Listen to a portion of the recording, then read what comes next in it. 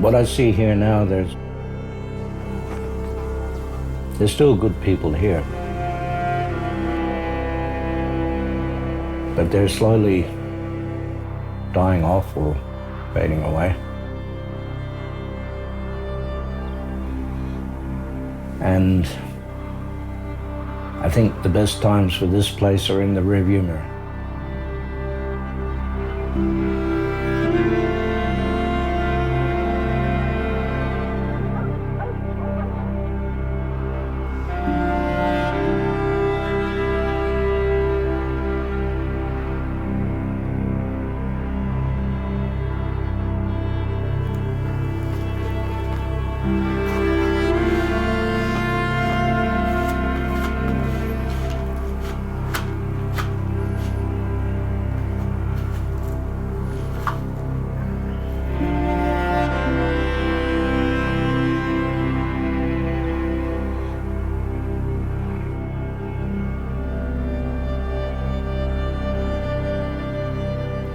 I have lived nearly everywhere around Australia and in a lot of other places in the world. Andamuka is the closest thing I have to a place to call home. It's where I grew up, where all my old school friends are. It's where I can walk down the street and everybody knows me.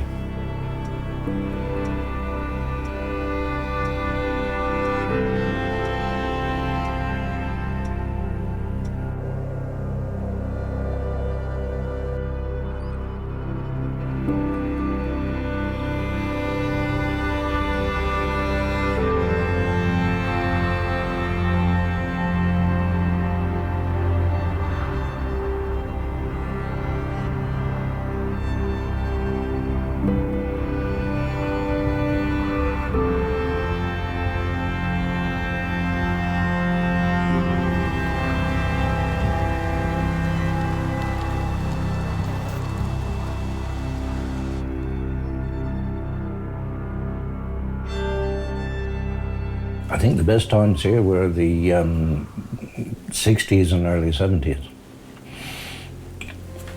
There were a lot of people here. It was a very interesting community, very diverse. It was the type of place where some people were doing extremely well and others had absolutely nothing. But it had a real vibe and a real feel about it. And a lot of good people.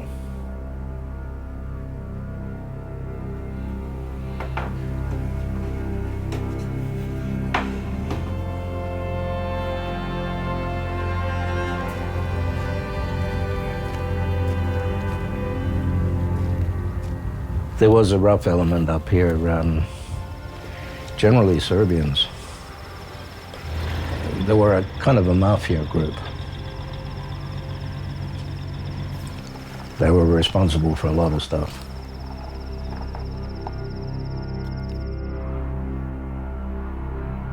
A lot of people disappeared. The old shafts up here, there'd be a lot of bodies in them.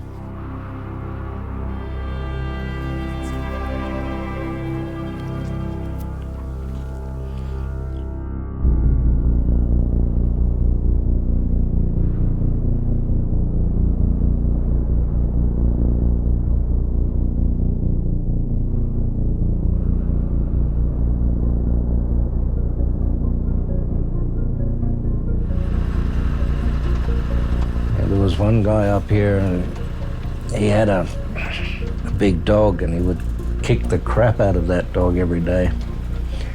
And one day he said, well, dog's no good, gonna kill it. And, we were kids, we all thought, well, good, the dog better off that way. But he couldn't even do that with decency. What he did was wrap some tape around the dog and light a stick of gelignite. But then the dog got scared and ran straight under his brand new car, and no matter what he's called, it wouldn't come out. So the dog died, but so did the car. And we all thought, yeah, that's karma justice.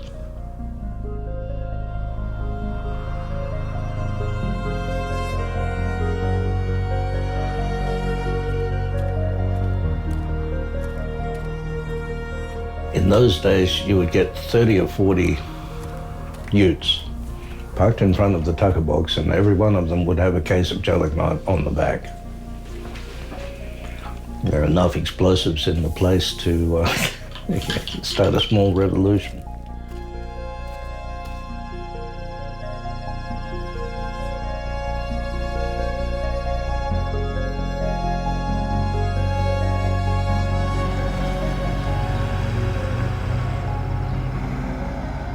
Back in the 60s, there were a lot of moonlighters here. They would hang around and figure out who was finding opal and then wait until after dark and go down his claim. And one particular night, one of the locals went out to check his claim after dark, and there were two guys there. One down his mine and the other one sitting on top with a gun. So when he rolled up in his Land Rover, the guy up top started shooting at him. But he had a .22 he was shooting with. The claim owner, he started shooting back with a .303. And if you've ever used them, you know they're a bit like a cannon.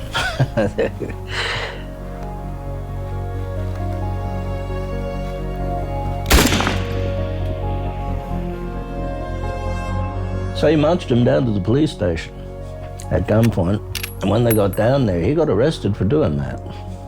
And the two moonlighters got let go. So now that was all over town the next day. It was a big talking point, and nobody was particularly happy about it.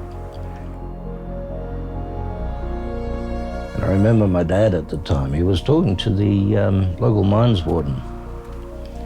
And he said, what do you do with these people if you find them down your claim and, you can't take them down to the police?